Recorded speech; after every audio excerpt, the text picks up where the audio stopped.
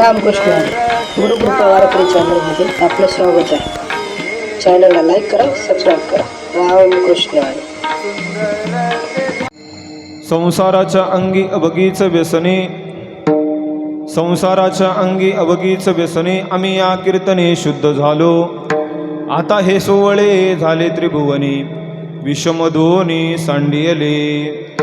ब्रह्मपुरी वास करणे अखंड, ब्रह्मपुरी वास करणे अखंड, न देखिजे तोंड विटाळाचे. आता हे सोवळे झाले त्रिभुवनी, विषमधोनी सांडियले.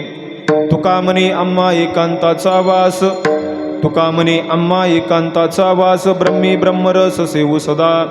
आता हे सोवळे झाले त्रिभुवनी, विषमधोनी सांडियले. निवृत्ती ज्ञानदेव सोपान मुक्ताबाई, विठ्ठलाचं नामदेव तुकाराम.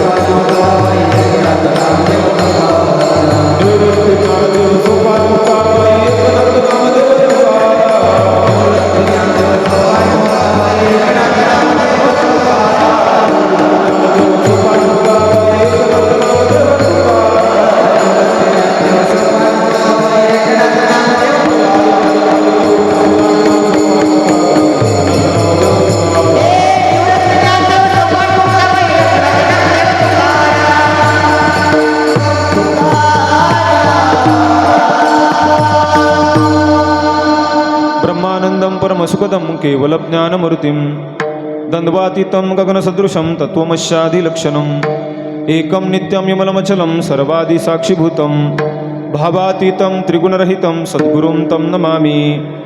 नमन श्री एकदंता, नमन श्री एकदंता, एकपणे तोचे आता, एकेदा विषय अनेकता परी एकात्मता न मोडे. ओमकार स्वरूपा सद्गुरु समर्था, ओमकार स्वरूपा सद्गुरु समर्था, अनाथांच्या नाथा तू जन्मो. ओम नमो ज्ञानेश्वरा करुणाकरा दयाळा, तुमचा अनुग्रह लादलो पावन झालो चराचरी. गुरुर्ब्रह्मा गुरुर्विष्णू गुरुर्देवो महेश्वरा, गुरुर् साक्षात परब्रह्म तस्मै श्री गुरवे नमः. सोनोपंत गुरुजन तया मामा असे बोलती, नामे शंकरो शंकरा निसंगतो संगती. पुण्यश्लोक तो पुण्यनगरीचा मूर्ती खरा शोभतो. ऐशा संतवरा सदा समकरा, दंडे करा वंदितो. श्री संतांची माता चरणावरी, श्री संतांची माता चरणावरी, श्री संतांची माता चरणावरी, श्री संतांची माता चरणावरी.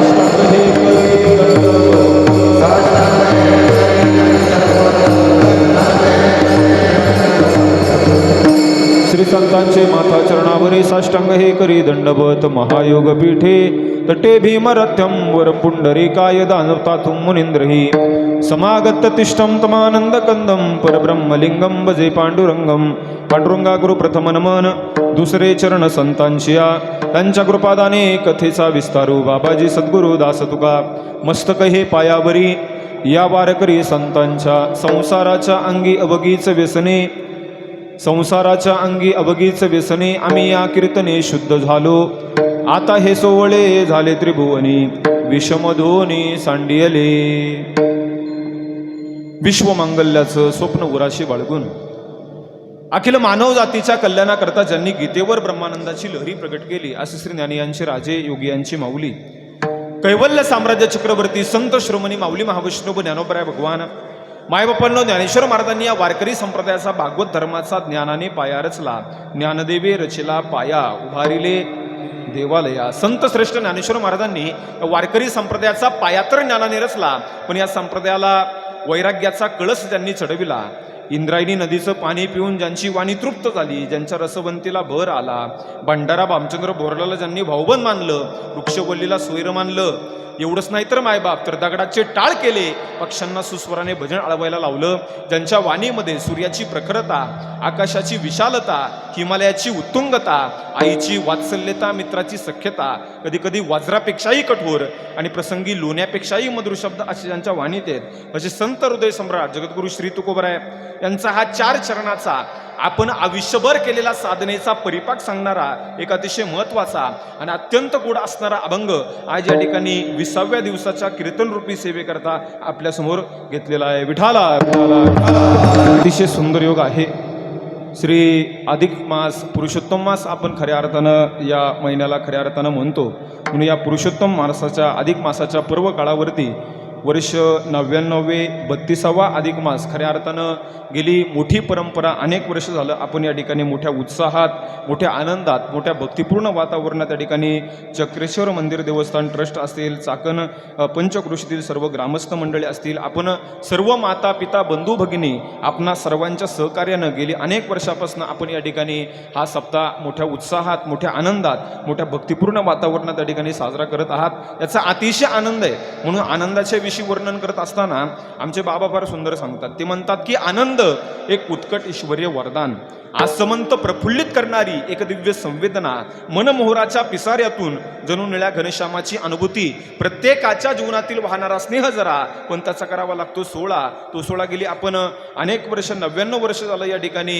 अखंड हरिनाम सप्त्याच्या माध्यमातून या ठिकाणी करत आहात. म्हणून आपल्या परमार्थिक कार्यासमोर नतमस्तक होतो आणि माझ्या अभंग चिंतनाला प्रवृत्त होतो. तुकाराम महाराजांचा अभंग या ठिकाणी मी सेवेकरता घेतलेला आहे. याची मला कल्पना आहे.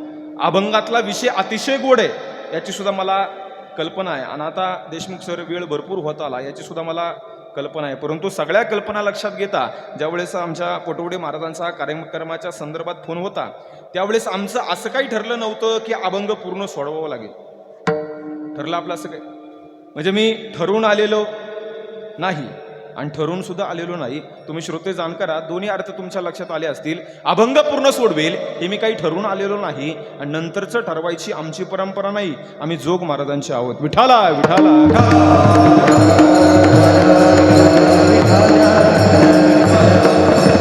म्हणून तुकाराम महाराजांचा अभंग या ठिकाणी मी सेवेकरता घेतलेला आहे. म्हणून या कीर्तन रूपी सेवेच्या निमित्तानं वारकरी संप्रदायाचा निष्ठेने प्रचार प्रसार करणारी सर्व आळंदीकर टाळकरी मंडळी खऱ्या अर्थानं टाळ घेऊन साथीसाठी उभे आहेत. मृदुंगवादक माझे जिवलक परमार्थ स्नेही संघ मृदुंग सम्राट, मृदुंग अलंकार, कृष्णा महाराज जोगदंड या ठिकाणी उपस्थित आहेत. तुमचेच विद्यार्थी आहेत ना. आपल्या संस्थेतले सर्व विद्यार्थी या ठिकाणी कीर्तन साथीकरता उपस्थित. गायनामध्ये कीर्तनकार असणारे आमचे तुकाराम महाराज गाडगे असतील, बाबांचं नाव माधव महाराज असतील, खऱ्या अर्थानं आमचे नाणेकर बाबा असतील, आपण सर्व खऱ्या अर्थानं परिसरातील पंचक्रोशीतील टाळकरी मंडळी असाल, आपण सर्व माता पिता बंधू भगिनी आपणा सर्वांच्या चरणावरती नतमस्तक होतो. मी माझ्या अभंग चिंतनाला प्रवृत्त होतो. कारण आता ओव्हर कमी राहिले, रन रेट वाढवायचा आहे, विकेट पडणार नाही याची जबाबदारी तुमची आहे. विठाला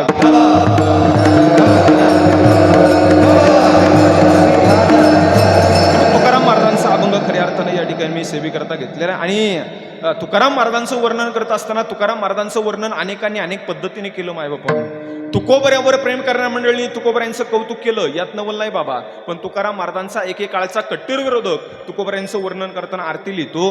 तुकिता तुलनेसी ब्रह्म तुकासी आले म्हणून रामेश्वरी चरणी मस्तक ठेविले. कोण लिहिते? तुकाराम महाराजांचा एकेकाळचा कट्टर विरोधक तुकोबऱ्यांचं वर्णन करताना आरती लिहितो. तेच रामेश्वर भट्ट सांगतात, तुकाराम तुकाराम नाम घेता कापे यम धन्य तुकोबा समर्थ जेने केला हा पुरुषार्थ. ऐकताना कीर्तन माझा आवाज येतो ना आपल्याला? तिकडे पाठीमागं कट्ट्यावरती बसलेले हात वर करून उत्तर द्या. आवाज येतोय का? हा, म्हणजे त्याचं काय एवढ्याच मान आलं बरं का तुम्ही कीर्तन संपेपर्यंत. म्हणजे मी वागताय आणि तुम्ही श्रोते मायबाप आहात. श्रोते मायबाप, मायबाप शब्दाखाली तुम्ही अंडरलाईन करा. तुम्ही माझ्यासाठी आईवडील आहात. ज्या प्रकारे आई आपल्या लेकराचे बोबडे बोल ऐकून कौतुक करते त्याप्रमाणे वक्त्याचं बोल ऐकल्यावर तुम्ही ते कौतुकाने ऐकून घेतलं पाहिजे. माऊली म्हणतात, नातरी बालक बोबडा बोले वाकुडा वेचुका पाऊले ते जोज करुणी माऊले रिजेजवी. आईला आपल्या बोबड्या मुलाच्या बोलण्यात जसं कौतुक वाटतं तसं वक्त्याच्या बोलण्याचं कौतुक तुम्हाला वाटलं पाहिजे आणि त्याला तुम्ही साथ दिली पाहिजे, त्याला तुम्ही प्रतिसाद दिला पाहिजे. आता इथून पुढे मी आपल्या समोर उभा राहून मी एक तासभर आपल्याला साथ घालेल. काय घालेल? तासभर आपल्याला साथ घालेल. साथ खाली बसून तुम्ही मला प्रतिसाद द्यायचा आहे. मग तो प्रतिसाद तुम्ही द्यायचा कसा? तर माझं बोलणं चालू असताना तुम्ही फक्त एवढी मान हलवायची, म्हणजे मला बरं वाटेल की तुम्ही माझं कीर्तन ऐकताय. म्हणजे आता इथून पुढे कीर्तन संपे तोपर्यंत कीर्तन कळलं तरी मान हलवायची, नाही कळलं तरी हलवायची. हा, जमला आता, आलं खाल्लं उत्तर. आणि अजून एक महत्वाची सूचना आता करतो, सर्वांनी इकडे लक्ष द्या. अतिशय सुंदर योग आहे हा. मंडप अप्रतिम आहे, साऊंड सिस्टीम अप्रतिम आहे, सर्व कलाकार मंडळी अप्रतिम आहे.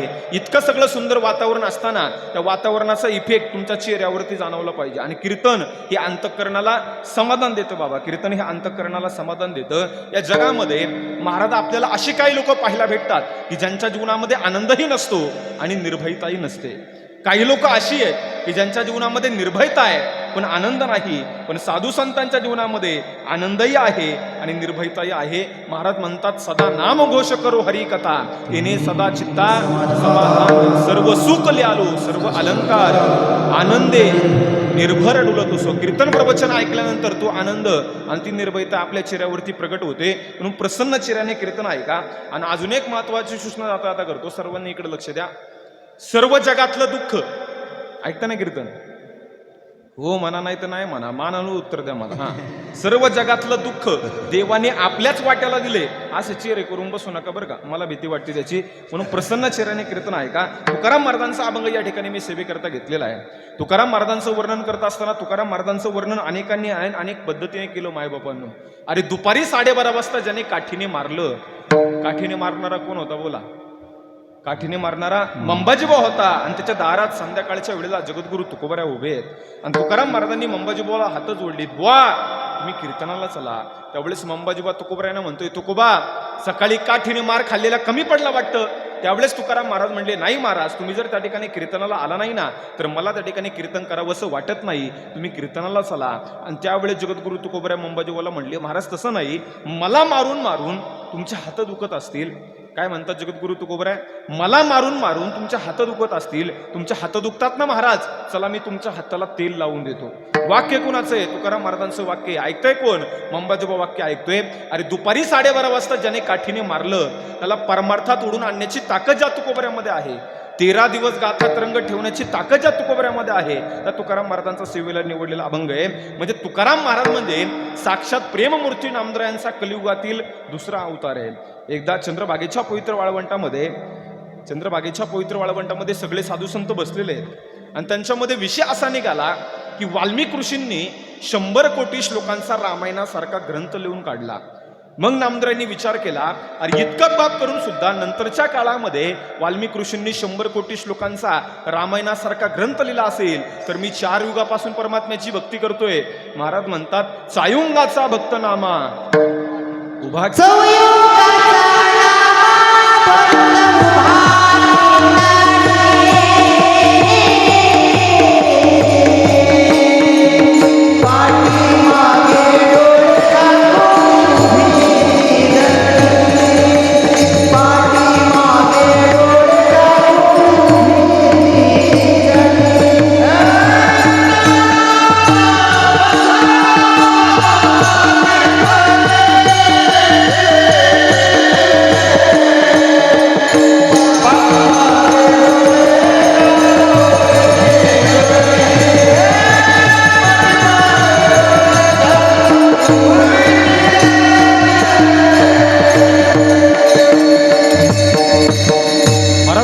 चायुंगाचा भक्त नामा उभा कीर्तनी. अरे मी 4 युगापासून परमात्म्याची भक्ती करतोय पण अजून मी शब्द सुद्धा परमात्म्याविषयी लिहिलेला नाही. नामदेवांना पश्चाताप वाटला. नामदेव म्हणतात, वृद्धाम्या आयुष्य गमाविले, आतापर्यंत माझं सगळं आयुष्य फुकट गेलं. खेद वाटला नामदेवांना. चंद्रभागेच्या पवित्र वाळवंटातून उठले, भगवान परमात्म्याच्या चरणाला मिठी मारली आणि प्रतिज्ञा केली आणि सांगितलं, देवा शतकोटी तुझे करीन अभंग मने पांडुरंग ऐक नाम्या. देवा मी तुमचे 100 कोटी अभंग लिहील अशी प्रतिज्ञा त्या ठिकाणी नामदेवांनी केली. आणि ही प्रतिज्ञा पांडुरंग परमात्म्याने ऐकली बाबा. आणि पांडुरंग परमात्म्याने नामदेवांच्या तोंडावरती हात ठेवला आणि पांडुरंग परमात्मा नामदेवांना म्हणतायत, नामा तुला शक्य नाही व्हायचं, तुझी प्रतिज्ञा तू माघारी घे. नामदेव म्हणले, नाही देवा, प्रतिज्ञा करणं आमचं काम आहे, कशी पूर्ण करायची ते तुम्ही ठरवा. पांडुरंग परमात्मा म्हटले, अरे नामा तये वेळी होती आयुष्याची वृद्धी, आताची अवधी थोडी आहे नामा. अरे त्यावेळेला आयुष्यमर्यादा जास्त होती, त्यावेळेला आयुष्यमर्यादा जास्त होती ना बाबा. असं म्हणतात ना, असं म्हणतात सत्ययुगामध्ये माणसाला 1 लाख वर्ष आयुष्य होतं. किती वर्ष आयुष्य होतं? बोलत चला, बोललं तर कीर्तन होतं. या तुम्ही बोलणार, मी बोलणार, मग आपलं कीर्तन पुढं चालणार. साहेब एके ठिकाणी असंच म्हणलं, बोलत चला बोलत चला. लोक म्हणली, तुम्हाला कशाला बोलवलंय? मलाही बोलण्यासाठीच बोलवलंय, पण मी आपल्या कीर्तनाचे नियम सांगतो पहा. आपलं कीर्तन म्हणजे एकदम रिलॅक्स. तुम्ही कसे बसा, तुम्ही हातपाय लांब सोडून बसा, कारण मला कल्पना आहे कुणाला गुडघ्याच्या व्याधी आहेत, कुणाला मणकेच्या व्याधी आहेत. कसेही बसा, फक्त विचारलेल्या प्रश्नांची उत्तरं द्या आणि मध्येच उठून जाऊ नका. पण आमच्या पोपटाबांच्या भाषेमध्ये सांगतो, आमचे बाबा असे म्हणतात की कुसंगतीतून सुटावं, आत्मधन लुटावं, संतांना भेटावं आणि हे नाही जमलं तर मग उखळात डोकं कुटावं. पण आपलं उलट आहे. आपलं असे बाबा संसाराला रेटावं, संसाराला रेटावं, कर्ज आमचं फिटावं आणि अर्ध्या कीर्तनात उठा. म्हणजे कसे बसा, फक्त विचारलेल्या प्रश्नांची उत्तर द्या. सत्ययुगामध्ये माणसाला 1,00,000 वर्ष आयुष्य होतं. पुन्हा त्रेतायुगामध्ये त्या लाखावरचा एक शून्य कमी झाला. किती राहिलं? 10,000. पुन्हा द्वापार युगामध्ये त्या 10,000वरचा एक शून्य कमी झाला. किती राहिलं? 1,000. पुन्हा कलियुगामध्ये त्या 1000वरचा एक शून्य कमी झाला. किती राहिलं?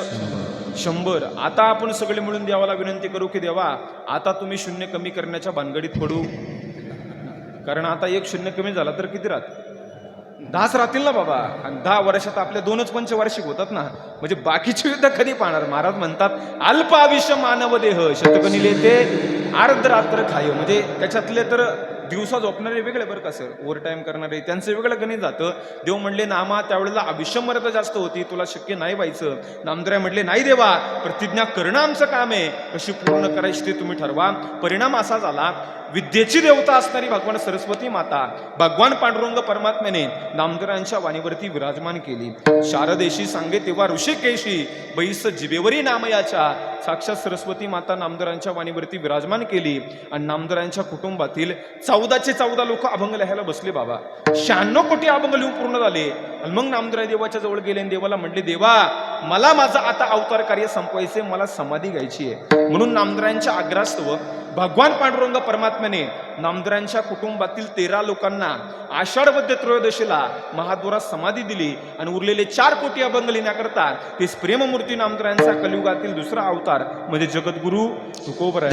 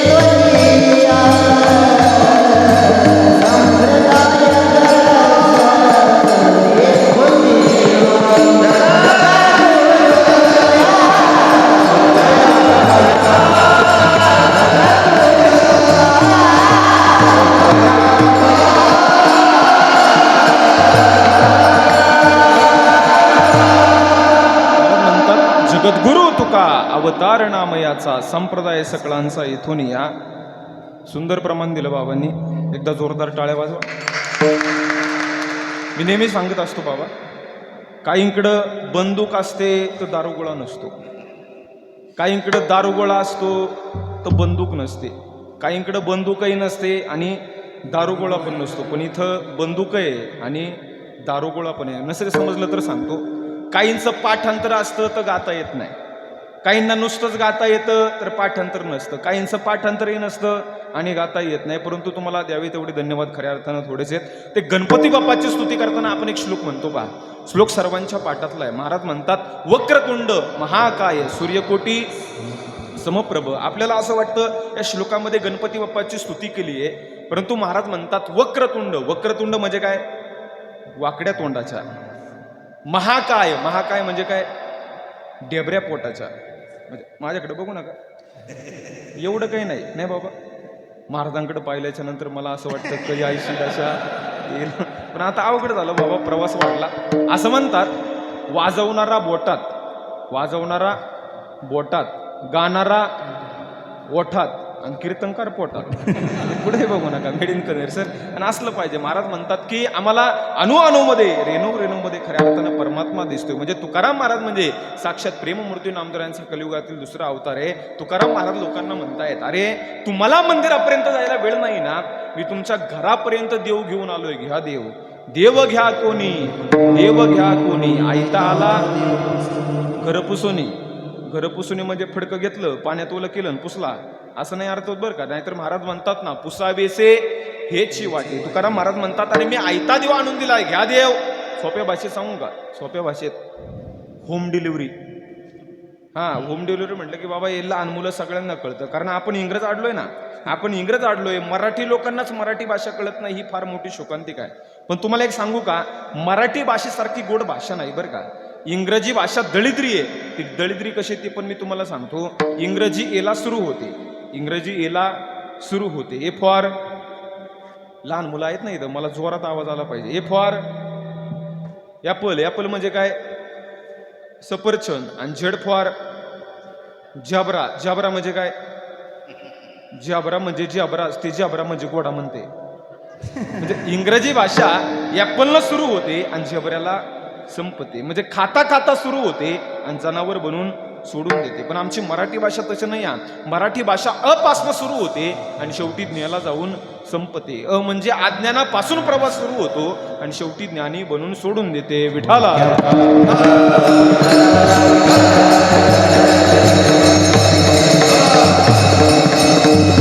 मराठी भाषा गोडच आहे. फक्त त्या ठिकाणी श्रोता सावध पाहिजे. साहेब, आमचं बीकॉमचं वर्ष चाललं होतं आणि शाळेमध्ये एक छोटंसं फंक्शन असताना एक शिपाई विद्यार्थ्यांना नाश्ता वाढत होते. एका प्रिन्सिपलचं लक्ष गेलं त्या शिपायाकडं आणि ते प्रिन्सिपल त्या शिपायाला म्हटले, अगोदर लेडीज बायांना वाढ. लेडीज बायांना मला काही रावलं नाही. मी म्हटलं, सर अगोदर जेंट्स माणसांना हो द्या ना. ज्यांना कळलं त्यांना धन्यवाद. मराठी भाषा गोडच आहे. फक्त त्या ठिकाणी श्रोता सावध पाहिजे. महाराज म्हणतात, अरे मी आयता देव आणून दिलाय, घ्या देव. तरी लोकांनी नकार दिला. म्हणजे तुकोबराय बोलायचं ठरणारा लोकांशी देवाचंच बोलतात. तुकाराम महाराज म्हणतात, आम्ही आमच्या जीवनात ठरवलंय बोलण्याची नाही, आता देवाविन काही. या जगाच्या कल्याणाकरता जगद्गुरु तुकोबरायांनी आपला संसार जाळला. आता सुरुवातीला संसार म्हणजे काय जाणून घ्या. संसाराविषयी सर्वांना माहिती असणारी सर्वात साधी आणि सर्वात सोपी व्याख्या आहे. संसार कशाला म्हणतात? लग्न झाल्याच्या नंतर पहिलं वर्ष पती बोलतो आणि पत्नी ऐकते, कारण ती नवीन असते म्हणून. तिथून पुढचं दुसरं वर्ष पत्नी बोलते आणि पती ऐकतो, कारण तिला अनुभव आलेला असतो म्हणून. आणि तिथून पुढची सगळी वर्ष हे दोघं बोलतात आणि अख्खं गाव ऐकतं. संसार कशाला म्हणतात? ज्ञानोबा यांची ओवी ना, विषय विषयाचा परिपाडू, गोड परमार्थ लागे कडू, कडू तो विषय तो गोड जीवासी झाला. ज्ञानोबा म्हणतात परमार्थ गोड आहे पण जीवाला आवडत नाही. विषय कडू आहेत पण जीवाची स्वाभाविक ओढ खऱ्या अर्थानं विषयाकडे आहे. जीवाची स्वाभाविक ओढ विषयाकडे आहे. आता ते सीझन चालू आहे. जावई येणार म्हणून हापूसचे आंबे आणले आणि सुंदर अशा प्रकारचा रस सासूबाईनं तयार केला. जावई जेवायला बसले आणि सासूबाईनं रसाचं ताट जावई समोर नेलं. जावईनं रसाकडे पाहिलं आणि तोंड फिरवलं. जावई मनातल्या मनात म्हटला, कळायला पाहिजे होतं आज रविवारी म्हणून. जागेत तुम्ही? रस कसा आहे? रस कसा आहे? गोड आहे ना. पण रस जरी गोड असला तसा जावई रविवारवाला आहे ना, तसा परमार्थ गोड आहे. तसा परमार्थ गोड आहे पण जीवाची स्वाभाविक गोड खऱ्या अर्थानं विषयाकडे आहे. म्हणून खऱ्या अर्थानं अनेक उदाहरणं या ठिकाणी या कीर्तन रूपी सेवेच्या माध्यमातून तुम्हाला देता येतील. परंतु या जगाच्या कल्याणाकरता महाराजांनी आपला संसार जाळला. 2 उदाहरणं आपल्याला पाहायला मिळतात. जगद्गुरु तुकोबरायांचा एक मुलगा महादबा. या महादबाला एकदा असा विचित्र आजार जडला. या महादबाचं पोट फुगलं, लघवी तुंबली. बाबा, या महादबाचं पोट फुगलं, लघवी तुंबली. आणि बरेच वैद्य जगद्गुरु तुकोबरायांनी दाखवले पण महादबाला काही बरं वाटत नव्हतं. मग इतके वैद्य दाखवून सुद्धा महादबाला काही बरं वाटत नाही ना. मग जगद्गुरु तुकोबरायांनी गळ्यामध्ये विणा अडकवला, हातामध्ये चिपळ्या घेतल्या आणि जगद्गुरु तुकोबराय भंडारा डोंगरावरती भजना करता निघून गेले. मी तुमची माफी मागून इथे एक वाक्य बोलतो. मरणाच्या दारात पोरग टाकून भंडारा डोंगरावरती भजनाला निघून जाणं हे ऐकायला वाटते तेवढी सोपी गोष्ट नाही बाबा. आपल्या बायकोला सर्दी झाली तर आपल्या वाऱ्या बंद पडतात. विठाला विठाला.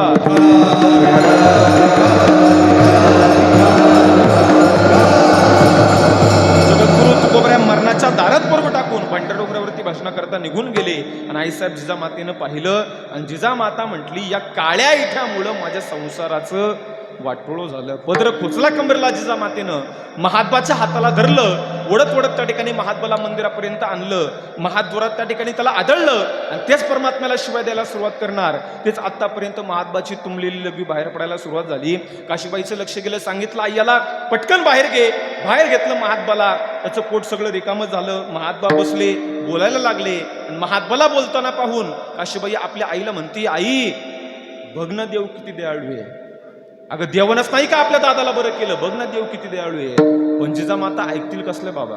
आणि ऐकलं तर त्या जिजामाता कसल्या? जिजामाता म्हणल्या, काशे काय तू त्या काळ्याचा मोठेपणा सांगते? अगं तो मला घाबरलाय म्हणून त्याने याला नीट केलंय. एवढा जिजामातेंचा अधिकार होता. म्हणून संतांचं जीवनचरित्र हे समाज हिताकरताच असतं, समाज उपयोगाकरताच असतं.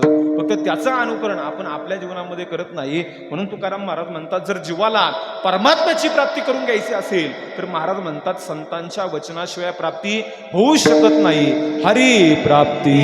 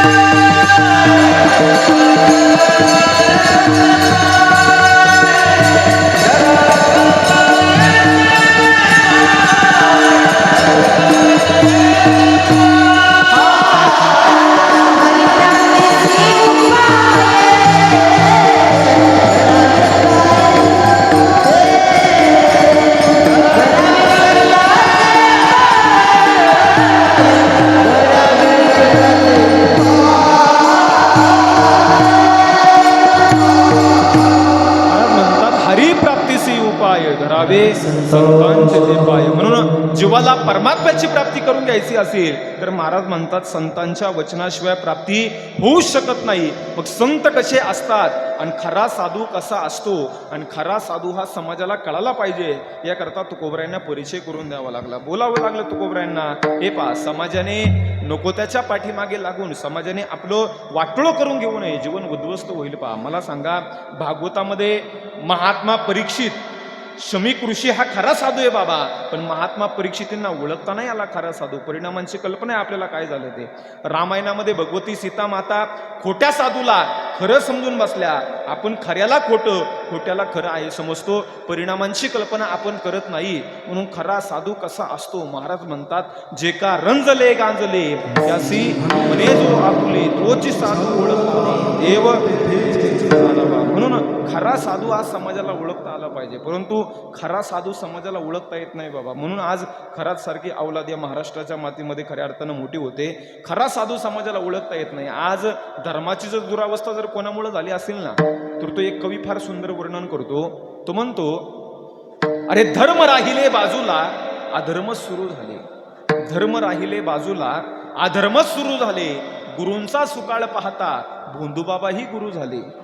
गुरुला शिष्याची, शिष्याला गुरुची तहान आहे. आज डोक्यातला मेंदू सुद्धा आज भोंदूबाबाच्या पायी गहाण आहे. ही आज धर्माची दुरावस्था आपल्याला पाहायला मिळते. परंतु खरा साधू आज समाजाला ओळखता आला पाहिजे बघा. एक साधू महाराज एक अशा रोडनं चालले होते आणि त्यांनी पाहिलं, एका झाडाखाली ना एका कोकिळींचा थवा आहे आणि त्यांच्यामध्ये एकटा कावळा जाऊन बसलाय. त्या साधूने ओळखलं, दोन्ही दिसती सारखी वर्मजाने तो पारखी. मग साधू महाराज त्या कावळ्याला म्हणले, कावळ्या बोलू नकोस बरं. त्यावेळेस तो कावळा साधू महाराजांना म्हटला, महाराज मला का तुम्ही गप बसायला सांगताय? त्यावेळेस ते साधू महाराज म्हणले, अरे तुझ्या आजूबाजूला सर्व खऱ्या अर्थानं कोकिळा आहेत, कोकिळा, आणि यांच्यामध्ये तू एकटा कावळा आहेस. तू त्यांच्यासारखा दिसतोय, त्या तुझ्यासारख्या दिसतायत. म्हणून समाज तुला सुद्धा काय समजतोय? बोला ना, काय समजतोय? कोकिळा समजतोय. कुठपर्यंत? तू बोलत नाहीस तोपर्यंत. एकदा का तू तोंड उघडलं की तुझं पितळ उघडं पडल्याशिवाय राहणार नाही. कशाला येडा होतो? घे माझ्या करून. पण माफ करा बाबा, गप बसेल तो कावळाच कसला ना. काही कावळ्यांना नको तिथं बोलायची सवय असते. ते साधू महाराज तिथून पुढे गेले. त्यांनी पुढच्या झाडाखाली पाहिलं, अरे आता या झाडाखाली सर्व खऱ्या अर्थानं कावळेत, कावळे, आणि यांच्यामध्ये ती एकटी कोकिळा जाऊन बसली आहे. आणि साधू महाराज त्या कोकळीला म्हटले, बाई अगाशी गप का बसून येत, बोल काहीतरी. त्यावेळेस ती कोकिळा साधू महाराजांना म्हटली, महाराज मला का तुम्ही बोलायला सांगताय. त्यावेळेस ती साधू महाराज म्हणले, अगं तुझ्या आजूबाजूला सर्व खऱ्या अर्थानं कावळे आहेत, कावळे, आणि यांच्यामध्ये तू एकटी कोकिळ आहेस. तू त्यांच्यासारखी दिसतीये, ते तुझ्यासारखे दिसत आहेत. म्हणून समाज तुला सुद्धा काय समजतोय, बोला ना, काय समजतोय, कावळा समजतोय. कुठपर्यंत, तू बोलत नाहीस तोपर्यंत. एकदा का तू तोंड उघडलं की तू कोण आहेस हे समाजाला कळलं पाहिजे. माझा दृष्टांत संपला, सिद्धांत आहे का. तसं जीवरूपी कावळ्यांमध्ये मनुष्यरूपी कोकिळा येऊन बसलाय.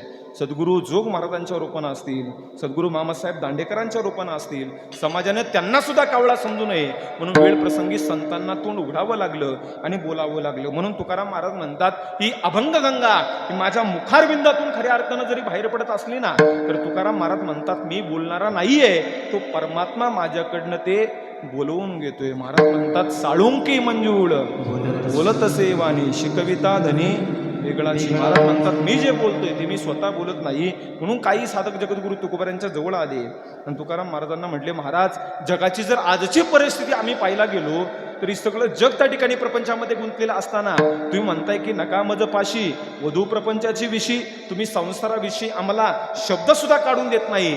संसार शब्दाचा तुम्हाला इतका तिटकारा काय आहे. त्यावेळेस जगद्गुरु तुकोबारांनी संसाराविषयी तिटकारा असण्याची कारणं अभंगाच्या प्रथम चरणात सांगितली.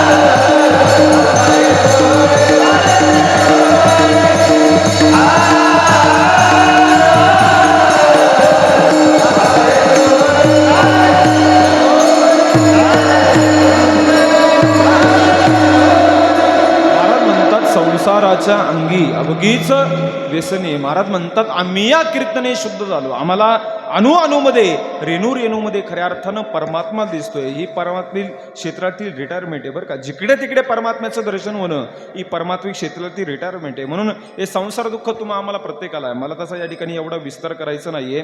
एका शिक्षकांची बदली झाली खेडेगावामध्ये आणि असं लांबून पिण्याचं पाणी आणावं लागायचं. मास्तरीबाई नाजूक, मास्तरीबाईने आपल्या पतीकडे तक्रार केली आणि सांगितलं मी जागा बसं म्हणून असं काही तुम्हाला वाटत असेल तर गावात पाण्याची काहीतरी व्यवस्था करा.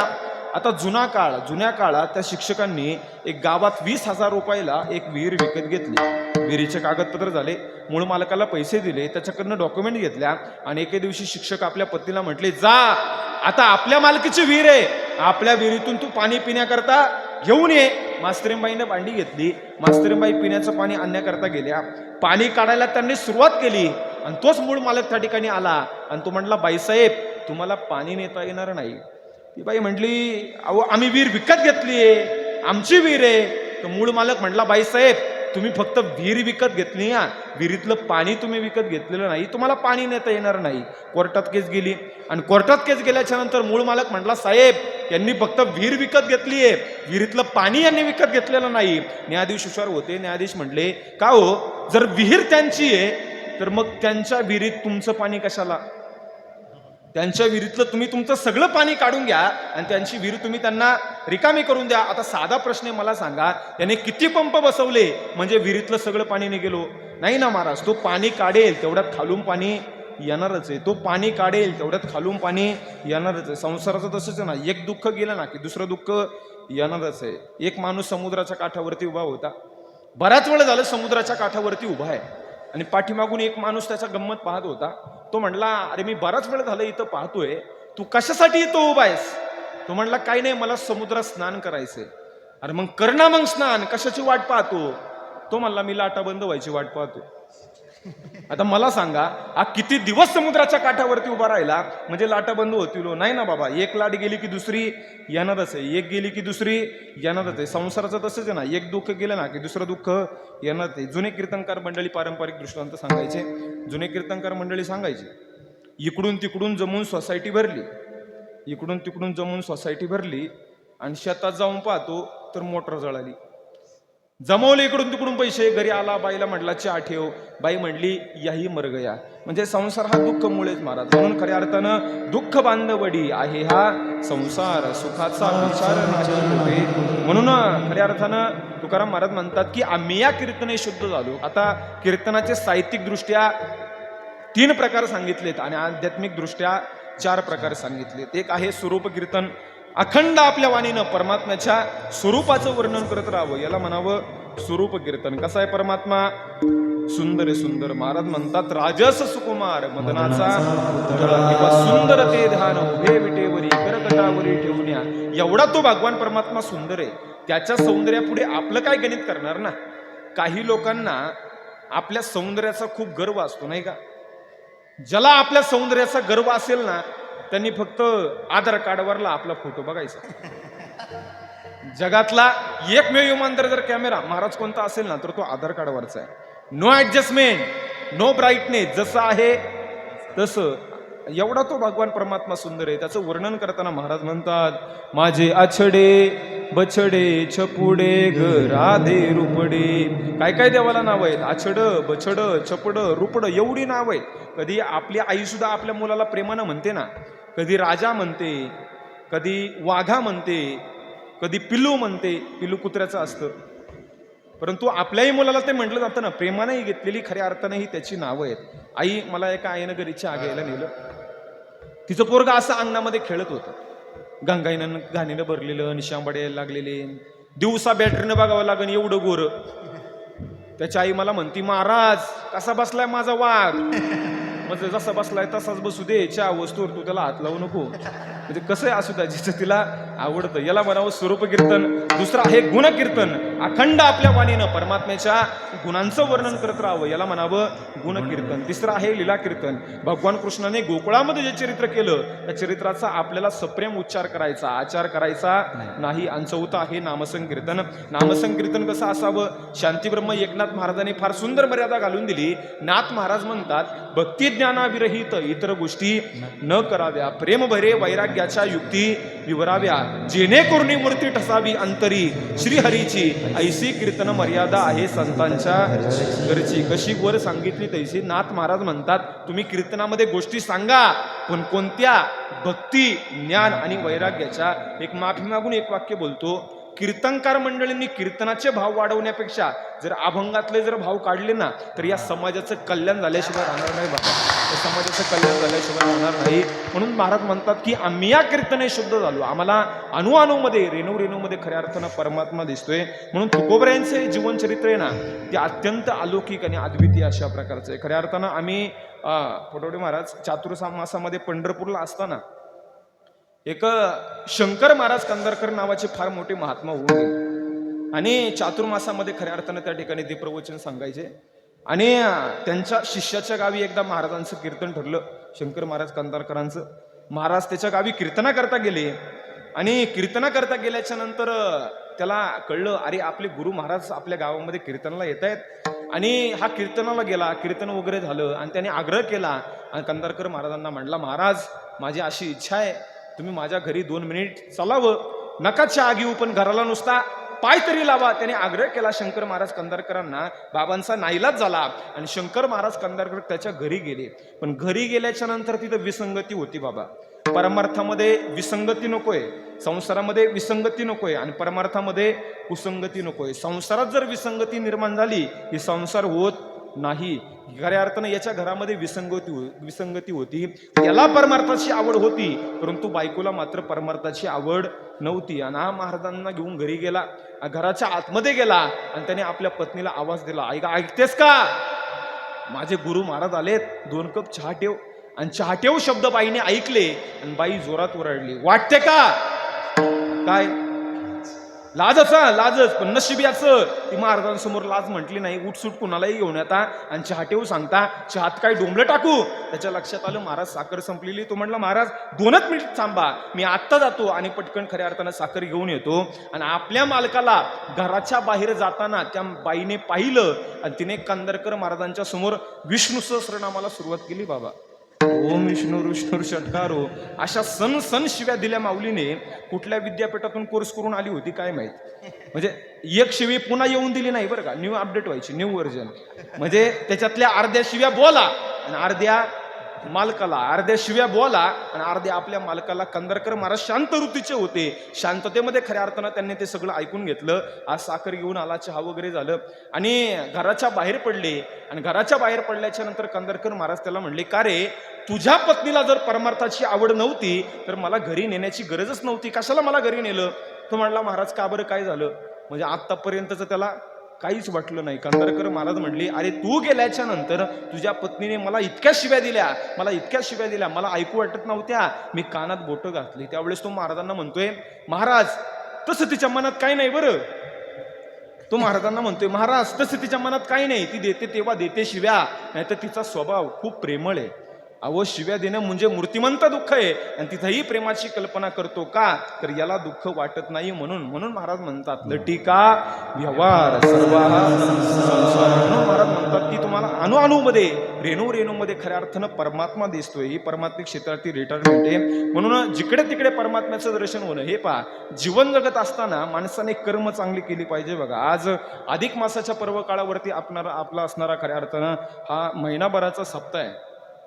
असे कार्यक्रम खऱ्या अर्थानं 3 वर्षातून खऱ्या अर्थानं एकदा येतात आणि ही पर्वणी आहे. या अधिक मासामध्ये जे आपण अधिक पुण्य करू त्याची फलप्राप्ती आपल्याला खऱ्या अर्थानं झाल्याशिवाय राहत नाही. परंतु आज लोकांची शोकांतिक आहे बाबा. लोकांना ज्ञानेश्वरी, जगद्गुरु तुकोबऱ्यांची गाथा वाचायला वेळ नाहीये. तुकोबऱ्यांना सुद्धा राग आला आणि तुकाराम महाराज सुद्धा म्हणतात, वाजत असे बोंब कोणी नैकती कानी हरी हरी म्हणता तया थोर झाली आणि ज्ञानोबऱ्यांची ज्ञानेश्वरी जगद्गुरु तुकोबऱ्यांची गाथा आपण वाचली पाहिजे.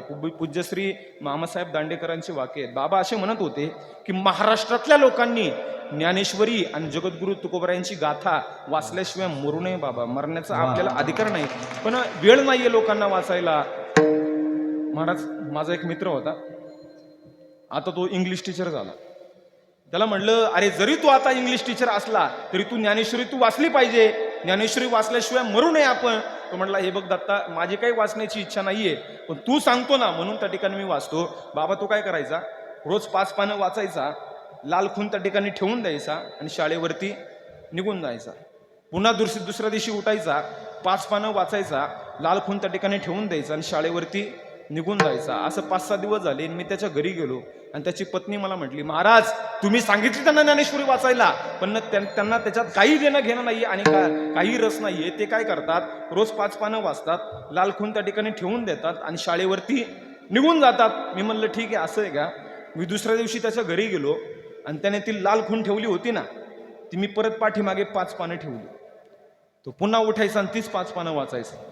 मी परत दुसऱ्या दिवशी जायचो, परत ती लाल खून परत पाठीमागे 5 पानं ठेवायचो. तो पुन्हा उठायचा आणि तीच 5 पानं वाचायचा. असं 8-10 दिवस झाले आणि 8-10 दिवस झाल्याच्या नंतर त्याची माझी भेट झाली. त्याला म्हणलं, का रे तू ज्ञानेश्वरी वाचतोय, काय तुझा अनुभव काय. त्यावेळेस तो मला म्हणला, दत्ता महाराज छान लिहिली ज्ञानेश्वर महाराजांनी ज्ञानेश्वरी. ज्ञानेश्वर महाराजांनी ज्ञानेश्वरी छान लिहिली, पण डबल लिहिली. म्हणजे कळतंय का बघा.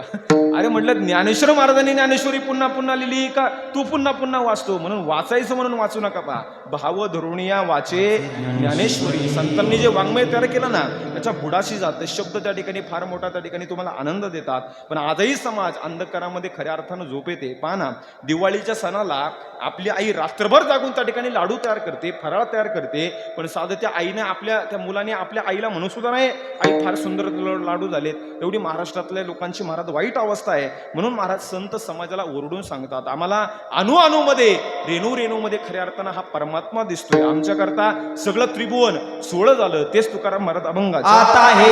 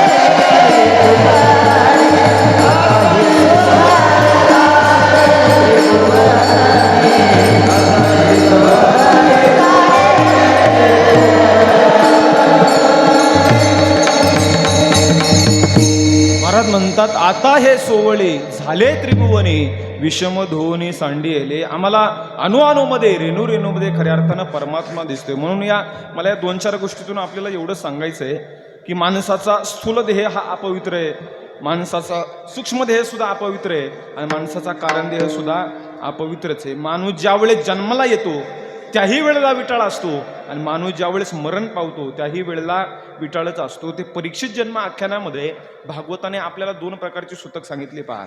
एक जातक सूतक आहे आणि दुसरं मृतक सूतक आहे. म्हणजे व्यक्ती ज्या वेळेस जन्माला येतो तर ते जातक सूतक अशा प्रकारचं म्हटलेले आहे आणि ज्या वेळेस व्यक्ती मरण पावतो तर ते मृतक सूतक अशा प्रकारचं म्हटलेले आहे. म्हणजे आपण येतानाही विटाळात, जातानाही विटाळात. स्थूल देह अपवित्र आहे, पण संतांच्या दृष्टीने जर विचार केला तर संतांचा स्थूल देह पवित्र आहे. कसा? अरे हात लावला की गौऱ्या विठ्ठल विठ्ठल बोलतात ना. साधूचा स्थूल देह कसा आहे? पवित्र आहे. अरे माझ्या चोखोबऱ्यांची हाडं मेल्यानंतर सुद्धा विठ्ठल विठ्ठल आवाज निघतो. साधूचा स्थूल देह कसा आहे? पवित्र आहे. अजून सांगू? 2 मिनिट देऊत चला. देऊत येता का? देऊत जायचं, तुकाराम महाराजांचं दर्शन करायचं, परत आपल्याला आपल्या चाकण शहरामध्ये आणून सोडतो. प्रवास खर्च काहीच होणार नाही, याची सगळी जबाबदारी माझी. येता का? होतं म्हणा, लय गरम होतंय. देऊत जगद्गुरु तुकोबऱ्या सकाळी असे ओसरीवरती बसलेला असताना गळ्यामध्ये विनाय, हातामध्ये चिपळे आहेत. जिजामातेने आपला सकाळचा सगळा विधी उरकला आणि जिजामाता जगद्गुरु तुकोबऱ्यांच्या दर्शनाकरता गेल्या. आपलं मस्तक त्या ठिकाणी तुकाराम महाराजांच्या चरणावर त्यांनी टेकवलं आणि तुकाराम महाराजांना काहीतरी जाणवलं आणि तुकाराम महाराज म्हणले, आवले रडतेस तू? त्यावेळी जिजामाता म्हणल्या, महाराज रडू नाही तर काय करू? तुकाराम महाराज म्हणले, का बरं तू रडतेस? त्यावेळी जिजामाता म्हटल्या, महाराज मी काल तुमची भाजी भाकर घेऊन भंडारा डोंगरावरती गेले.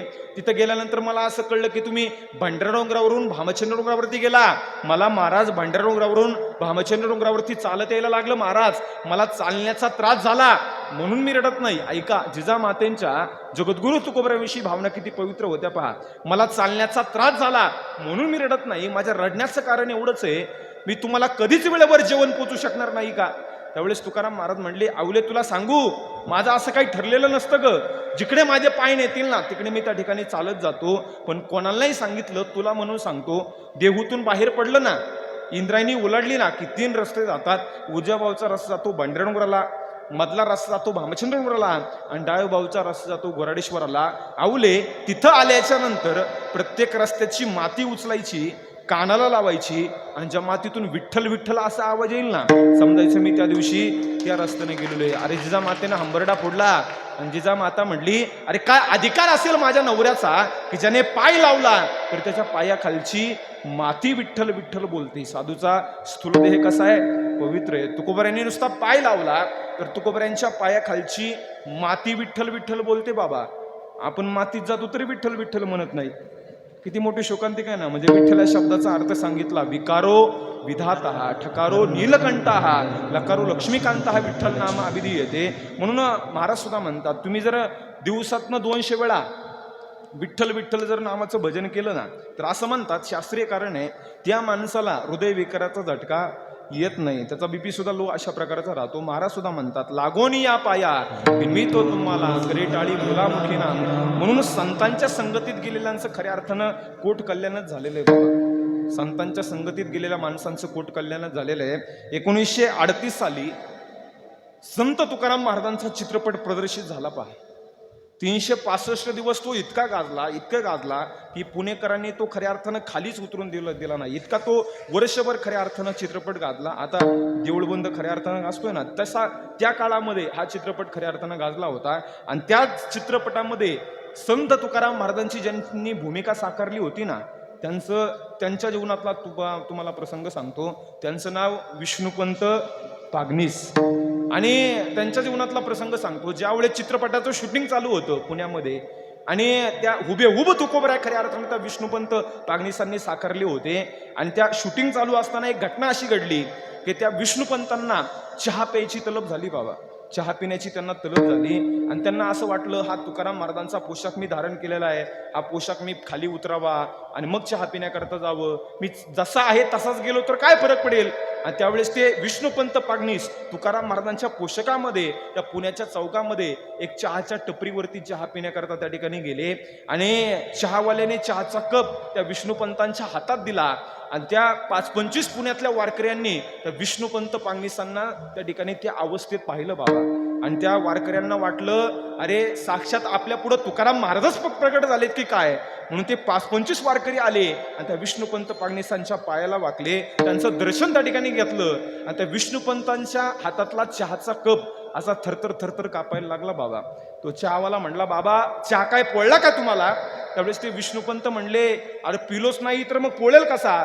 मग म्हणले, तुमचा हात का थरथर कापतोय? तुमच्या डोळ्यामध्ये पाणी का आलं? त्यावेळेस ते विष्णुपंत पांगनीस म्हणले, अरे मी 25 ते 30 वर्ष झालं त्या फिल्म इंडस्ट्रीमध्ये खऱ्या अर्थानं मी काम करतो, पण मला आतापर्यंत पाण्याचा ग्लास सुद्धा खऱ्या अर्थानं आतापर्यंत कोणी भरून दिला नाही. पण आज तुकाराम महाराजांचा पोशाख काय मी धारण केला तर 5-25 वारकरी आले आणि माझ्याहून खऱ्या अर्थानं पायाला वाकले. जर तुकोबऱ्यांच्या पोशाखात इतकी ताकद असेल तर तुकोबऱ्यांच्या विचारात काय ताकद असेल महाराज. म्हणून त्या विष्णुपंत पांगणेसांनी त्या चित्रपटाचं मानधन स्वीकारलं नाही. ज्यावेळेस ते चित्रपट निर्माते महाराजांना मानधन द्यायला गेले त्यावेळेस ते चित्रपट निर्माते म्हणले, महाराज तुम्हाला ठरल्यापेक्षा दुप्पट वाढून दिलंय, आता तरी घ्या. त्यावेळेस ते विष्णुपंत पांगणीस म्हणले, मला तुमचं मानधन नको. म्हणून त्या विष्णुपंत पांगणीसांनी तुकाराम महाराजांचा पोशाख अंगावरती जो धारण केला होता ना, तो मरेपर्यंत खऱ्या अर्थानं त्यांनी पोशाख तो काढून दिला नाही. म्हणून आजही आपण तुकाराम महाराजांचे जे फोटो पाहतो ना, ते तुकाराम महाराजांचे फोटो नसून ते विष्णुपंत पांगणेसांचे फोटो आहेत.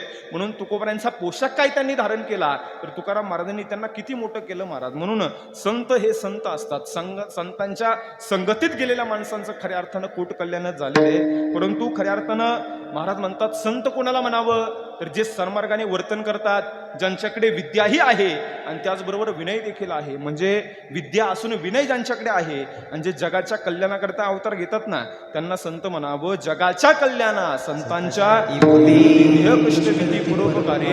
अरे जगाचं कल्याण व्हावं म्हणून आपल्या देहाचाही ज्यांनी विचार केला नाही त्यांना संत म्हणावं. पा तुकाराम महाराजांना काही लोक म्हणतात, महाराज आम्ही एवढा चांगला देवदेव करतोय, आम्ही एवढं चांगलं कर्म करतोय, तरी सुद्धा आमच्या वाट्याला नेहमी दुःखच येतंय, याचं कारण काय आहे? त्यावेळेस तुकाराम महाराज सांगतात, बाबा रे याच्यात कर्माचा दोष नसून यामध्ये मात्र तुमच्या आमच्या प्रारब्धाचा दोष आहे. नक्की आपलं प्रारब्ध आडवं येतं. पहा हे पहा, एकाच खाणीतून जन्माला येणारे दगड 3 असतात.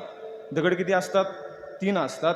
एक दगड मंदिराच्या मूर्ती करता वापरला जातो, एक दगड मंदिराच्या पायरी करता वापरला जातो आणि एक दगड नारळ फोडायच्या कामाला वापरला जातो. बोला या दगडाच्या खाणीतला याच्यात दोष आहे का? दोषच नाही ना. लोक मात्र खाणीला दोष देतात. एकाच विहिरीतलं पाणी विविध पिकांना जातंय. पाणी उसाला गेलं, उसाची चव तिखट झाली, बरोबर आहे का? गेले काय घरी तुम्ही? हाय आहे म्हणा, उसाची चव गोड झाली. तेच पाणी आता कारल्याला गेलं, कारलं कडू झालं. तेच पाणी आता मिरचीला गेलं, मिरची तिखट झाली. पाणी एकच आहे पण प्रत्येकाचा स्वभाव विचार भिन्न असल्यामुळे माणूस हा भिन्न भिन्न किंबहुना गतीने प्रगती करत असतो. हे पहा, राजसूयज्ञ त्या ठिकाणी पांडवांच्या घरी चालू होतं की नाही? आपण सगळेच होतो तिथं बाबा, एकही नव्हतं. राजसूयज्ञ त्या ठिकाणी पांडवांच्या घरी चालू होता आणि असं सांगितलं जातं, महिला मंडळ राजसूय यज्ञामध्ये हत्तीच्या सोंड एवढी तुपाची धार त्या यज्ञात पडत होती. तूप माहिती आहे तुम्हाला? तूप आता तूप राहिलं नाही. धोंड्याचा महिना चालू आहे, जावयांची मजा आहे. आता तूप राहिलं नाही. त्या राजसूय यज्ञामध्ये हत्तीच्या सोंड एवढी तुपाची धार त्या यज्ञामध्ये पडत होती, परंतु आता तूप राहिलं नाही. आजी, मी 5 दिवसापूर्वी एका घरी जेवायला गेलो होतो आणि एक आजीबाई तूप वाढायला आली बुवा आणि सगळं वाढून झाल्याच्या नंतर तूप शेवटी वाढतात. तूप कधी वाढतात आजी? शेवटी वाढतात. ती आजीबाई तूप वाढायला आली, एका हातात वाटी घेऊन आली. कशाची वाटी होती ती? तुपाची वाटी घेऊन आली आणि दुसऱ्या हातात सुई घेऊन आली. सुई मला डोळ्यात घालते का काय देव जाणे. त्या आजीला म्हणलं, आजी कसं? ती म्हटली, महाराज असंच. तिनं सुईचं टोक त्या वाटीत बुडवलं आणि आमच्या ताटाला एक एक ठिपका लावला बुवा. म्हणलं, वा आजी, तुमच्यासारखी दानशूरबाई मी अजून पाहिलीच नाही. ती म्हटली, महाराज माझी सासूत्र्याच्या पेक्षा दानशूर होती. तू पडायला आली ना, एकटी यायची. एकटी बरं, एकटी यायची. काय घेऊन यायची? काय नाही म्हणली, विस्तू घेऊन यायची. म्हणली विस्तू हातात नाही म्हणली, त्या ताटलीमध्ये इस्तू आणायची आणि त्या इस्तवावरती 2-4 तुपाचे थेंब टाकायची आणि अख्ख्या पंक्तीतनं धुरकट फिरवायची. म्हणलं, तुझी सासू आणि तू तुझ्यासारख्या दानशूर तुम्हीच बाई. माणूस हा दानशूर असतोय बाबा, पण पांडवान इतकाच तर दानशूर नसतो ना. हत्तीच्या सोंड एवढी तुपाची धार ते यज्ञात पडत होती आणि यज्ञ असफल झाला. यज्ञ का असफल झाला? कारण यज्ञामध्ये मुंगूस लोळलं आणि मुंगूस माणसासारखं बोलू लागलं, अरे माझं अर्ध शरीर सोन्याचं आहे. पण माझं अर्ध शरीर सोन्याचं झालं नाही ना, तुमचा यज्ञ असफल झाला. अरे पाठीमागच्या जन्मात मी मुंगूसच होतो, पण कनाद नावाचे ऋषी जेवायला बसलेले असताना दारात एक वारकरी आला होता बिचारा. अरे समोर ताट मी वाढून घेतलं होतं परंतु दारात आलेल्या वारकऱ्याला विनमुख पाठीमागे लावायचं नाही, त्याला जेवण करूनच माघारी लावायचंय. अरे जेवायला घेतलेलं ताट उचललं आणि त्या वारकऱ्याला जेवायला दिलं. अरे भुकेपुरतं खाणं याला प्रकृती म्हणतात. भुकेपुरतं खाणं याला प्रकृती म्हणतात. भुकेपेक्षा जास्त खाणं याला विकृती म्हणतात. परंतु आपल्याला भूक लागली असताना इतरांच्या मुखामध्ये घास गेला पाहिजे ही वृत्ती असताना त्याला भारत देशाची संस्कृती म्हणतात. हे मात्र तुमच्या आमच्या लक्षात असायला हवं. भीमदादा ऐकतोय, नकुल ऐकतोय, सहदेव ऐकतोय. यज्ञ असफल झाला कारण यज्ञामध्ये मुंगूस लोळलं. आणि त्या दिवसापासनं माणसं आपण केलेलं पुण्य माणसं मुंगसाला विचारतात आणि माणसं म्हणतात, मुंगसा मुंगसा तोंड दाखव, तुला दांडग्याची नाही, रामाची शपथ. रामाची शपथ काय की आपण केलेलं पुण्य नक्की योग्य आहे का. म्हणून माणसं म्हणतात, मुंगसा मुंगसा तोंड दाखव, तुला रामाची शपथ. म्हणून माणसाचं शुद्ध पुण्य असलं पाहिजे. बघा तुकाराम महाराज सुद्धा म्हणतात, तुम्ही कर्म चांगलं करा, करण्याते ह्याची करा, नरका घोरा का जाता, जयामध्ये नारायण. शुद्ध पुण्य माणसाचं असलं पाहिजे.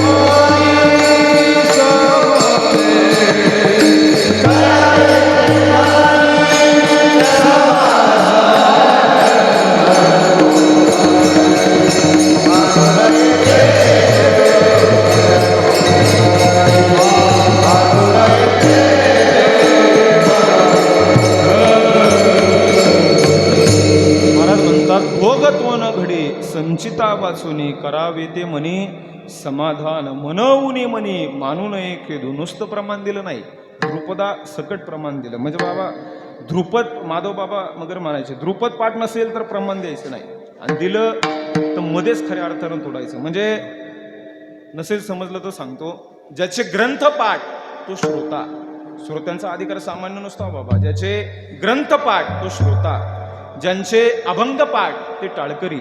आमच्या गायक मंडळींचा वारकऱ्यांचा पाठांतर भरपूर असतं. पुन्हा सांगेल, ज्याचे ग्रंथ पाठ तो श्रोता, ज्यांचे अभंग पाठ ते टाळकरी, ज्यांची प्रमाण पाठ ते कीर्तनकार. कीर्तनकारांची नुसती प्रमाण पाठ असतात, कामापुरती पाच ठोकतो आम्ही.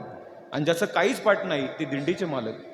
माऊलींच्या भाषेने महाराज म्हणतात की आम्हाला मनवुनी म्हणी मानू नये खेदू, मनावा गोविंद वेळोवेळा. म्हणून प्रारब्धानं खऱ्या अर्थानं ज्या त्या गोष्टी प्रत्येकाला खऱ्या अर्थानं मिळतच असतात. परंतु तुकाराम महाराज म्हणतात, आम्ही निरंजनात घर बांधू, ज्ञानदेवा ध्यानी रामकृष्ण म्हणी वैकुंठ भवनी घर केले. काही लोक घर बांधतात सुटीत राहावं याच्याकरता, काही लोक घर बांधतात आपल्याला खऱ्या अर्थानं ज्या वेळेस आपल्याला सुट्टी प्राप्त होईल त्यावेळेस तिथं जाऊन खऱ्या अर्थानं मोकळीक मिळावी याकरता घर बांधतात. परंतु तुकाराम महाराज म्हणतात, आम्ही ब्रह्मपुरी खऱ्या अर्थानं वास्तव्याला राहणार. आम्हाला अणुअणुमध्ये रेणूमध्ये खऱ्या अर्थानं परमात्माच दिसतोय. तेच महाराज अभंगाच्या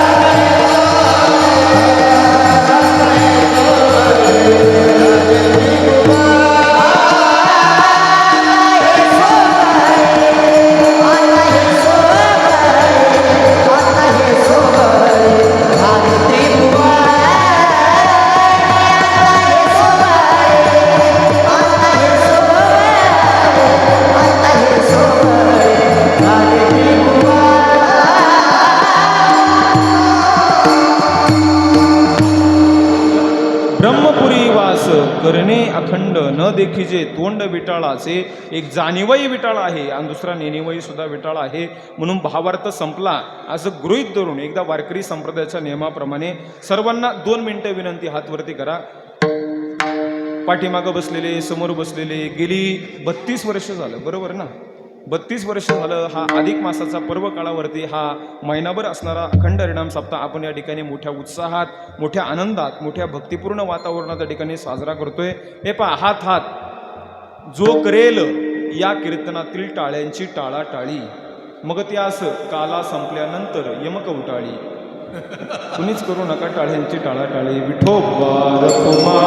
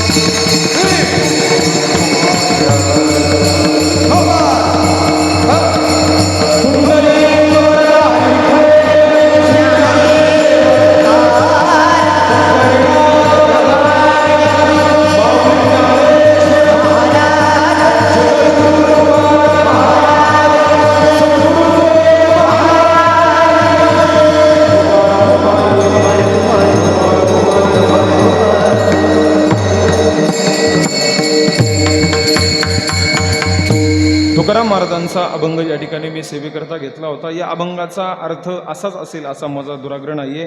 कोणी कोणत्या पद्धतीने खऱ्या अर्थानं चिंतन या ठिकाणी मांडू शकतं.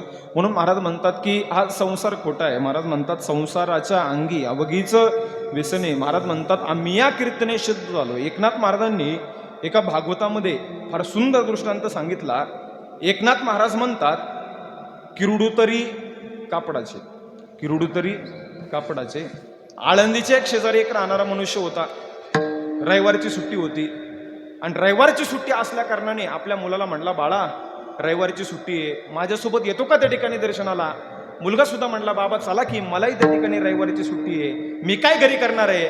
दोघही जण आळंदीमध्ये ज्ञानोबरांच्या दर्शनाकरता गेले आणि दर्शन घेऊन मंदिराच्या बाहेर आल्याच्या नंतर वडिलांना इतका आनंद झाला, बाबा वडिलांना इतका आनंद झाला. वडिलांना असं वाटलं, अरे सुट्टीत मुलं काय काय पराक्रम करतात, पण माझा मुलगा माझ्यासोबत ज्ञानोबरांच्या दर्शनाकरता आला. वडील त्याला घेऊन एका खेळण्याच्या दुकानात गेले. बाबा म्हणजे संसार कसा आहे ते बघतो. मी तुम्हाला सांगतो, 1200 रुपयाचं हेलिकॉप्टर दाखवलं, घेतो का? नको म्हटला. 1000 रुपयाचा JCB दाखवला, बाबा नको म्हटला. 800 रुपयाची रिमोटची गाडी दाखवली, नको म्हटला. बाप 1000 ते 1200 रुपयापर्यंत वस्तू घेऊन द्यायला तयार होता. पण हा बहादर 12 रुपयाचा रबराचा साप घेऊन घरी आला. 12 रुपयाचा रबराचा साप घेऊन घरी आला आणि दुपारच्या वेळेला म्हातारी झोपली होती अंगणामध्ये आणि याने तो साप म्हातारीच्या छातीवरती ठेवून दिला. आणि म्हातारीला जाग आल्याच्या नंतर म्हातारीने आपल्या छातीवरचा साप पाहिला आणि म्हातारीने डोळे चांदीचे केले. म्हणजे पिवळे नाही, पांढरे केले. गडबडली म्हातारी. आणि मग सासूबाई कशाला ओरडते म्हणून सुनबाई किचन मधून पाण्याचा तांबे घेऊन आली.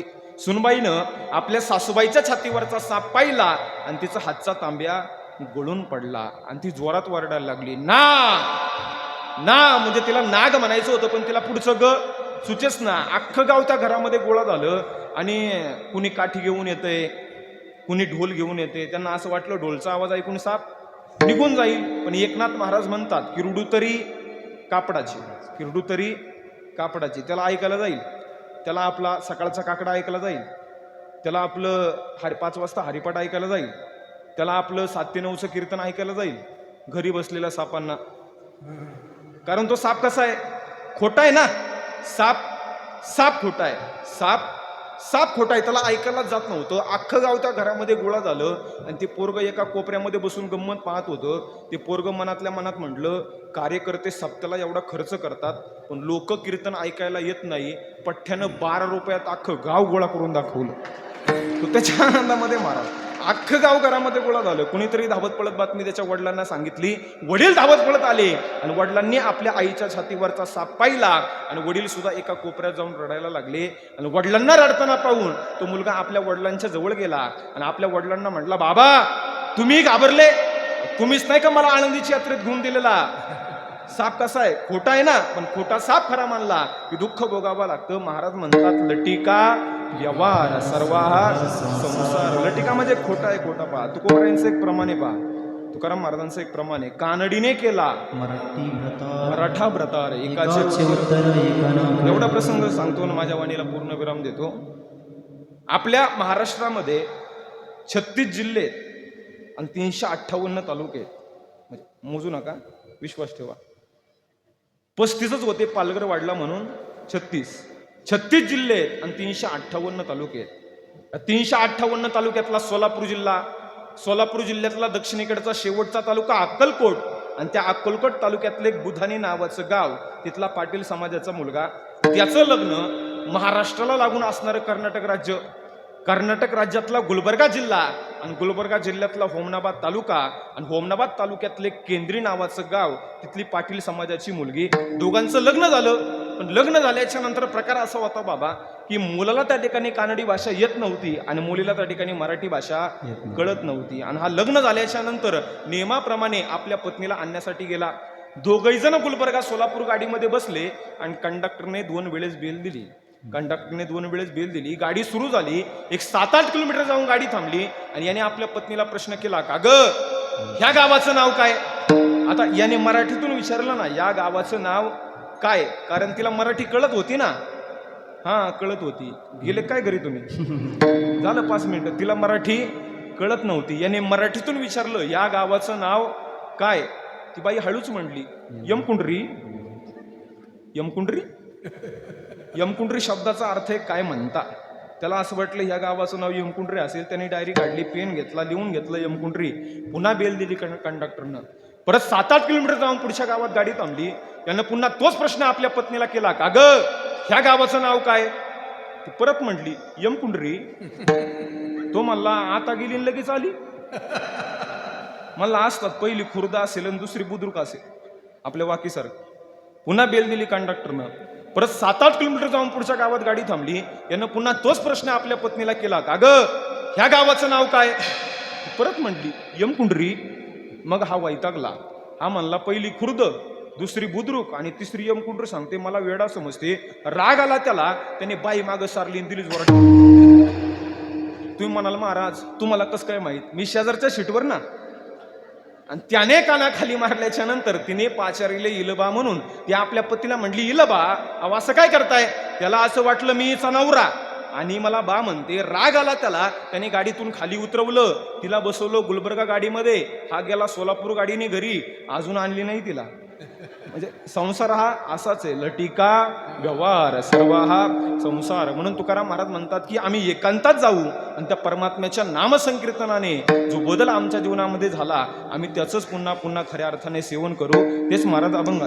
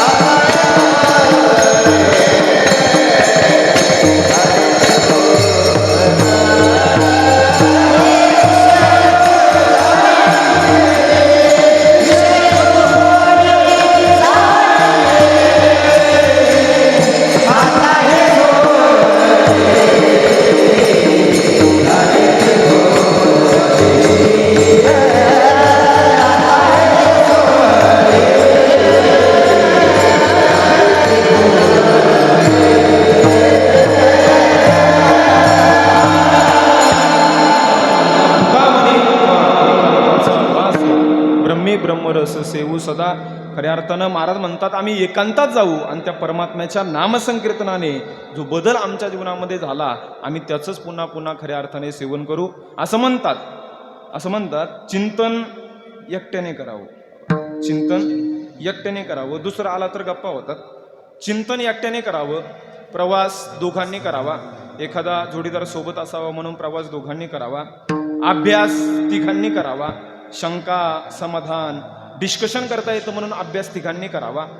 प्रेत चौघांनी न्यावं. म्हणतो आपण तिरडी, पण खांदेकरी असतात 4 आणि निकाल 5 लोकांनी द्यावा. म्हणजे एखाद्या जर खटल्याचा जर निकाल लावायचा असेल ना त्याकरता एक कमिटी नेमतात पहा, पंच कमिटी. निकाल 5 द्यायचा आणि चिंतन एकट्याने करायचं. असं म्हणतात घर चांगलं बांधावं असं जर आपल्याला वाटत असेल तर घर बांधेपर्यंत इंजिनियरचं ऐकावं. आपला रोग बरा व्हावा असं आपल्याला वाटत असेल तर आपला रोग बरा होईपर्यंत डॉक्टरांचं ऐकावं. एखादा केसचा निकाल आपल्या बाजूने लागावा असं आपल्याला वाटत असेल तर केसचा निकाल लागेपर्यंत वकिलाचं ऐकावं. शाळेत शिकत असताना चांगले गुण प्राप्त व्हावे असं आपल्याला वाटत असेल तर शाळेत शिकत असताना शिक्षकांचं ऐकावं. लग्न होई तोपर्यंत आई वडिलांचं ऐकावं. लग्न झाल्यानंतर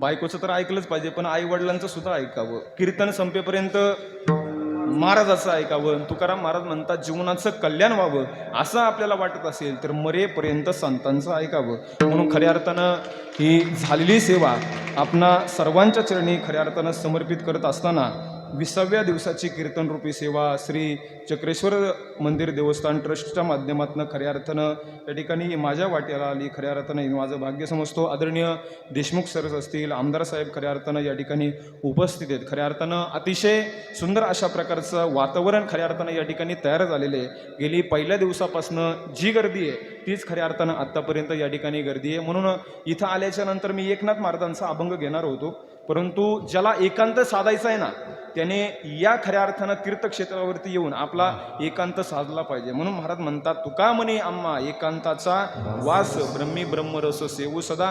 म्हणून खऱ्या अर्थानं बोलण्यासारखं भरपूर काही आहे परंतु वेळेची मर्यादा आहे. म्हणून आमची वारकरी संप्रदायातील सर्व गायक वादक मंडळींसाठी एकदा जोरदार टाळ्या वाजवा. या मुलांच्या चेहऱ्यांकडे तुम्ही नीट पहा. ही मुलं भविष्यात कीर्तनकार होतील, गायक होतील, वादक होतील, इंजिनियर होतील, डॉक्टर होतील.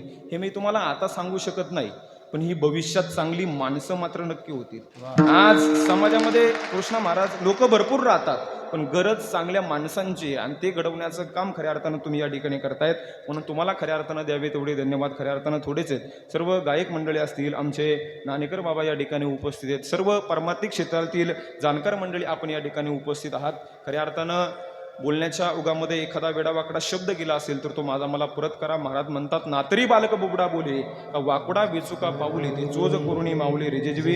आमचे मामा दत्तमामा पठारे या ठिकाणी उपस्थित आहेत. अनेक मंडळी तुम्ही या ठिकाणी परिचयाचे आहात. प्रत्येकाचा नामोल्लेख करणं खऱ्या अर्थानं या ठिकाणी शक्य नाही आहे. खऱ्या अर्थानं असं म्हणतात की इरादे कितने भी बुरे हो, इरादे कितने भी बुरे हो, दुनिया आपको आपके दिखावे से जानती है और दिखावा कितना भी अच्छा हो ऊपर वाला आपको इरादों से जानता है. तुम्ही तुमच्या जीवनामध्ये मोठ्या प्रमाणात ज्ञानदान या ठिकाणी होते, मोठ्या प्रमाणात अन्नदान सुद्धा खऱ्या अर्थानं या ठिकाणी होते आणि तुम्ही तुमच्या जीवनामध्ये धन दौलत पैसा अडका जरूर कमवा परंतु आपला धर्माच्या कार्यामध्ये आपला खारीना खारीचा वाटा आपला असला पाहिजे. असं म्हणतात देणाऱ्याने देत जावे, घेणाऱ्याने घेत जावे. हिरव्या पिवळ्या माळावरून हिरवी पिवळी शाल घ्यावी, सह्याद्रीच्या दर्यातून छातीसाठी ढाल घ्यावी, वेड्या पिशा ढगातून वेडे पिशे आकार घ्यावे, घुसाळलेल्या दर्यातून पिसाळलेली आयाळ घ्यावी, भरलेल्या भूमीकडून तुकोबांची माळ घ्यावी. देणाऱ्याने देत जावे, घेणाऱ्याने घेत जावे. घेता घेता एक दिवस देणाऱ्याचे हातच घ्यावे, म्हणजे त्याचे हात काढून नाही घ्यायचे. फक्त त्याच्या देण्यामध्ये जी वृत्ती आहे ती फक्त आपल्या देण्यामध्ये आणायची. म्हणून आमदार साहेब खऱ्या अर्थानं या ठिकाणी उपस्थित आहेत. खऱ्या अर्थानं 2 तास आपही या ठिकाणी कीर्तन या ठिकाणी श्रवण केलं. म्हणून खऱ्या अर्थानं ही झालेली सेवा चक्रेश्वर भगवान परमात्म्याच्या चरणी खऱ्या अर्थानं समर्पित करतो आणि याच ठिकाणी माझ्या वाणीला पूर्ण विराम देतो. ज्ञानेश्वर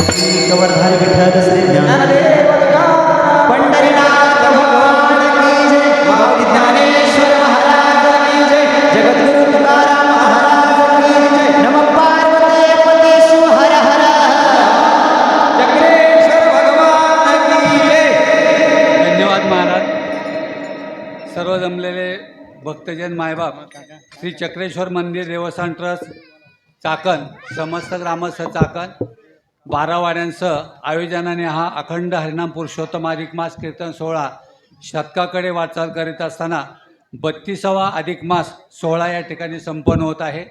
आणि आजच्या दिवसाचं विशेष जे आहे, जागतिक पर्यावरण दिन आहे. जागतिक पर्यावरण दिन साजरा करताना पर्यावरणाचा ऱ्हास होत आहे आणि त्या दृष्टीने चक्रेश्वर देवस्थान ट्रस्टच्या वतीने आपण एक स्लोगन या ठिकाणी लावलेलं आहे की झाडे लावा झाडे जगवा. कमीत कमी महिनाभर पाहून ते आपल्या अंतकरणामध्ये जाईल आणि त्याचा वापर पावसाळा सुरू होईल. तो पावसाळा सुरू झाल्यानंतर आपण त्याचा जरूर विचार कराल, कारण आता उष्णतेची पातळी अधिक वाढत चाललेली आहे, त्याचा हा परिणाम आहे. म्हणून जागतिक पर्यावरण दिनाच्या निमित्ताने सर्वांनी ह्या संदेशाचं पालन करायचं आहे. आजचा 20वा दिवस शुक्रवार दिनांक 5/6/2026 या ठिकाणी सर्व कीर्तनकार आपल्या तालुक्यातील आपल्या परिसरातीलच आहेत. एकदम सुंदर अशी कीर्तन रूपी सेवा हरिभक्तपरायण दत्ता महाराज माशेरे कनेर सर, तरुण वयामध्ये पदवीधर होणं आणि पदवीधर होऊन कीर्तनाचा अभ्यास करणे, संस्थेमध्ये त्यांनी शिक्षण पूर्ण केलं आणि ही कीर्तन रूपी सेवेला त्यांनी पूर्णपणे वाहून घेतलं. अशा सुंदर स्वरूपात या ठिकाणी कीर्तन रूपी सेवा संपन्न झालेली आहे. आजच्या अन्नप्रसादाचे मानकरी जे आहेत, कैलासवासी बाबूराव शिवबा जाधव, कैलासवासी तुकाराम शिवबा जाधव आणि कैलासवासी गणपत शिवबा जाधव, जाधव परिवार आगरवाडीचे यांच्या 3 पिढ्यांपासून ही जो 100वीच म्हणायचे त्यांच्या पिढीची ही पंगत आहे. सुरुवात झाल्यापासून त्या परिवाराची ही पंगत चालू आहे.